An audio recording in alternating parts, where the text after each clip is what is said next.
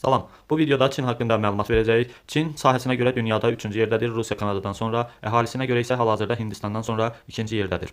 Çin quruda 14 ölkə ilə həmsərhəddir. Çin ərazisi şimal tropik xətti kəsdiyinə görə 2 işıqlanma qurşağında yerləşir, tropik və şimal mülayim işıqlanma qurşaqlarında. Çin ərazisi dediyim kimi quruda 14 ölkə ilə həmsərhəddir. Cənub-Şərqi Asiyadan Vyetnam, Laos, Myanma ilə, Cənubi Asiyadan Hindistan, Butan, Nepal ilə, həmçinin Pakistanla həmsərhəddir. Cənub-Qərbi Asiyadan Əfqanistan ilə həmsərhəddir. Baxın, burada kiçik bir ərazidə Əfqanistanla quru sərhədinə malikdir.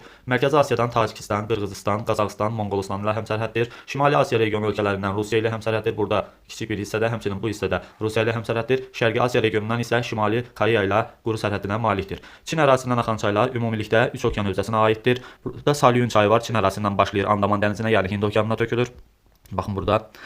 Mekong, Yansızı, Xuanxe çayları Sakit Okean hövzəsinə aid edilir. Şimal Buzlu Okean hövzəsinə isə baxın burada Irtışın başlanğıc qollarından biri Çin ərazisindən başlayır Irtışa. Irtış çayı Ob çayına tökülür. Ob çayı isə Kara dənizinə, yəni Şimal Buzlu Okeana tökülür.